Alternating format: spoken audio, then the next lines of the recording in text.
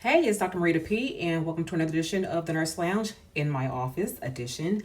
So this video is being done by request. A while back, someone asked me to talk about DNP salary. Now, I'm going to give some generalizations because I cannot speak to everything, but I want to go ahead and kind of get this video out there to help those who may decide they want to become doctorally prepared in nursing with the DNP. Now, this may be helpful or it may not be, but if nothing else, it would encourage you to do your research so that you will know. So first and foremost, let's talk about what the DNP is, okay? So the DNP is the Doctor of Nursing Practice. I happen to be in education, but you can be on the clinical side. The clinical side would be like a CRNA or a nurse practitioner who has his or her doctorate.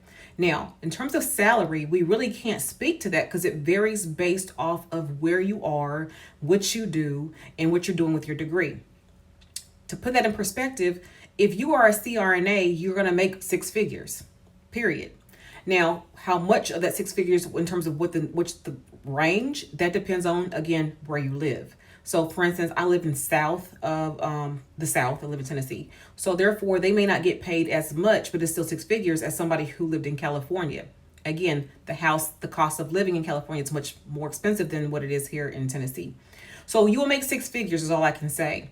When it comes to being a nurse practitioner, you will make six figures 9 times out of 10. However, again, it depends on where you live because I know people who are making five figures, but upper five, so like 90 something thousand. But at the same time, they are making, over 100 plus because of maybe what they live and what they do.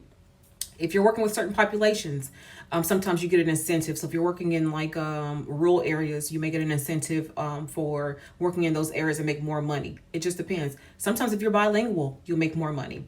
Now, specifically education, which is what I do, it depends. Let me tell you what it depends on. Where you live.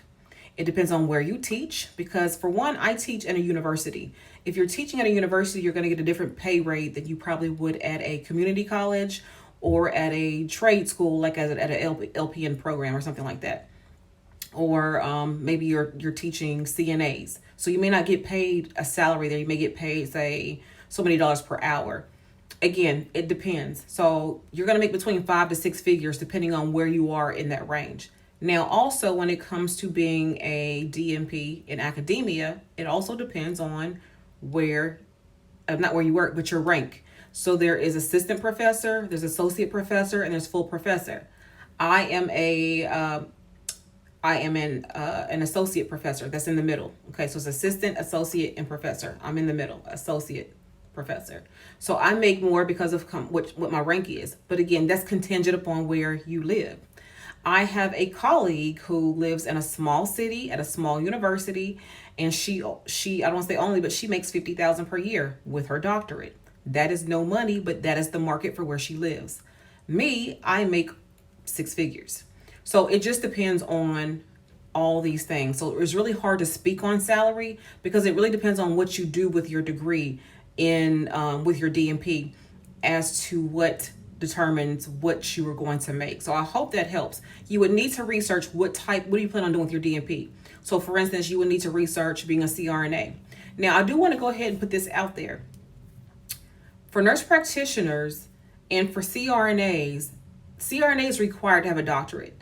The nurse practitioners, they're going to be required at some point to all have doctorates to continue practice. So depending on where you practice at, keep in mind, if you come in already as a nurse practitioner and you're not required to get your doctorate yet, or DNP or PhD yet, if you're not required to get it, and you get it eventually later after you get your NP, well, of course it'll be after because of the fact that the NP is master's level versus the doctorate level. But what I mean by that is, let's say you've already been an NP for a while and now you want to go back and get your doctorate. I cannot guarantee your salary will go up because you got your doctorate. That's based off of where you work. The one thing I encourage people to do is go where the money resides. So when people say, well, there's no money in getting, I don't know why people get their doctorate. Well, for one, you're going to have to get your doctorate to maintain your nurse practitioner license in most places. And number two, when they say that, they're like, okay, well, I'm not going to make any more money. Maybe not. But that is the new standard for NPs, is to get their doctorate at some point in time. That's just what the requirement is. So again, you have to go where the money resides. The one thing I tell people all the time is do your research. If you're not doing your research, you don't know where the money is. I could easily go and make $100,000 at a VA clinic as a director of their unit of their department, maybe in education or something like that, to the nurses there, and make six figures. It just depends. So this is probably not what you're looking for, but I want you to be mindful that it just depends. There's just no way um, to to be all inclusive, because there's just so much to consider. Where you're working at? Are you working in academia? Are you working clinical side? Are you working in California? Working in the South? Where are you working at?